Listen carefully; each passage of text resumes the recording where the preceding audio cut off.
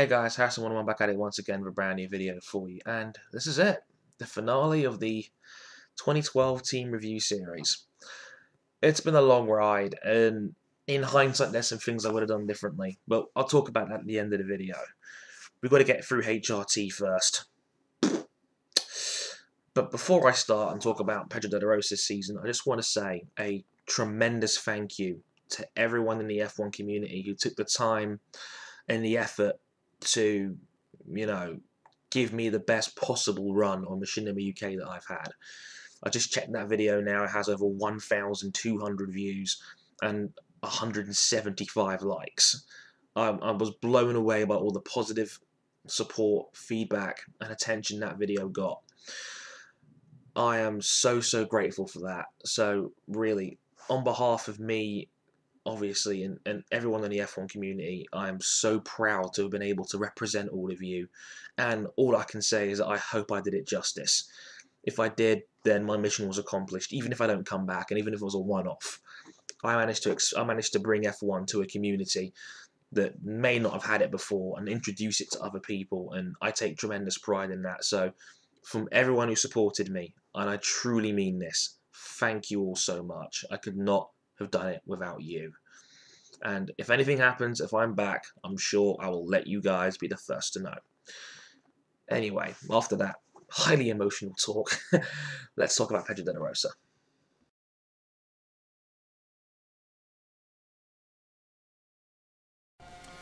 Pedro de Rosa's season was, let's be honest, kind of dead before it even started, really. I mean, it's never a good start when you can't even qualify for a race because you're outside the 107% limit.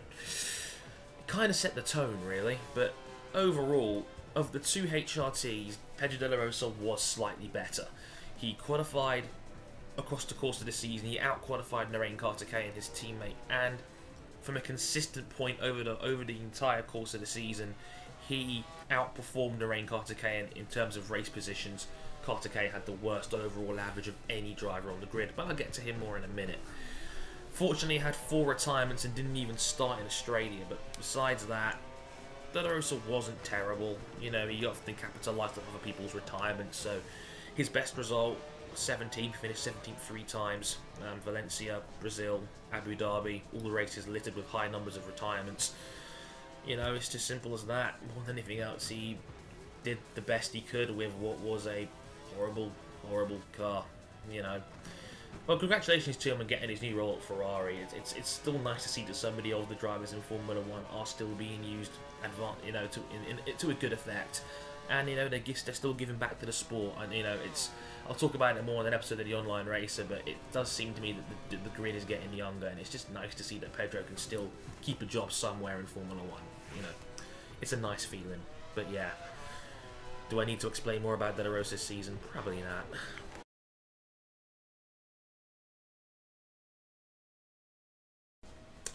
And the Take Inoue Award for the worst driver of the 2012 Formula 1 season goes to Narain. I, for some reason, have a cult following because I'm so bad.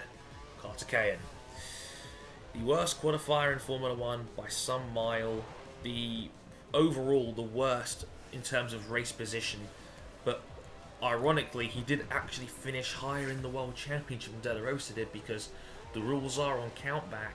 If there's a tie on points, highest overall position breaks the tie, and Karthikeyan had a 15th place finish in Monaco on countback, which was better than anything De Rosa had done. But Karthikeyan also had like 8 retirements, well 7 plus 1, because again didn't qualify in Australia because the car was so slow, but only Grosjean had more retirements.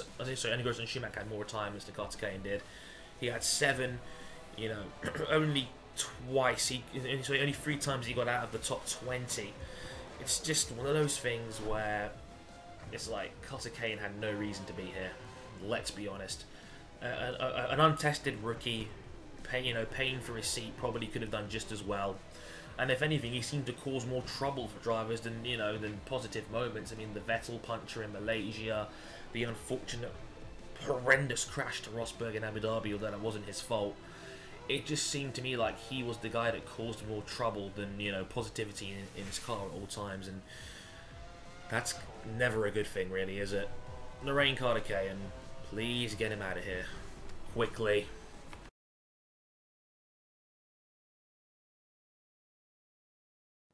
The car was crap. What more do you want me to tell you? I mean, seriously, there's not much more I can really say than that. I mean, the first race they went in Australia, they didn't even make the 107% qualifying limit. I mean, what does that tell you? The definition of uncompetitive. The worst car in Formula One by a country mile. Just how it is, really. Rather than spend maybe a minute padding for time talking about the car, I just want to talk about this series quickly. It's been a hell of a fun ride, and I've really enjoyed doing it.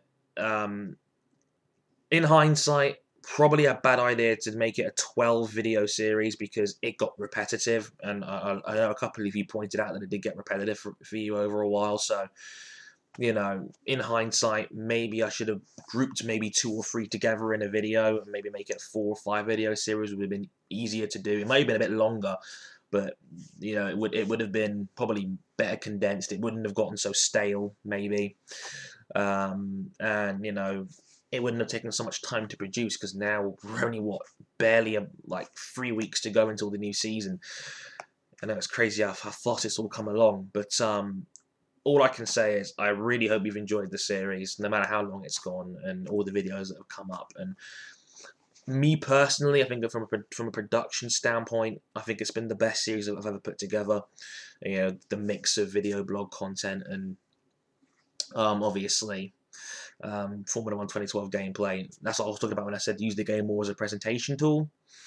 And, you know, overall, I've really enjoyed doing this and putting it together. And now I don't know what I'm going to do next. I mean, maybe it's time to bring career mode back. Maybe it's time to talk about my new show that's coming up very, very soon. Maybe next weekend, as early as that. There's a reason why I had a Google Hangout earlier this week, and I mentioned it in that Hangout. So if you've paid attention, you know what's coming, but I'll talk about it more in a channel update, maybe tomorrow or Tuesday at the latest. Because I think there's some things I need to address. But seriously, I hope you guys enjoyed the series as much as I did putting it all together. And I will catch you guys later. And thank you very much for watching and hopefully enjoying the series. Maybe give it one last thumbs up from me. I greatly appreciate that. I've been Harrison101. Thank you very much for watching, and I'll catch you guys next time. Sayonara.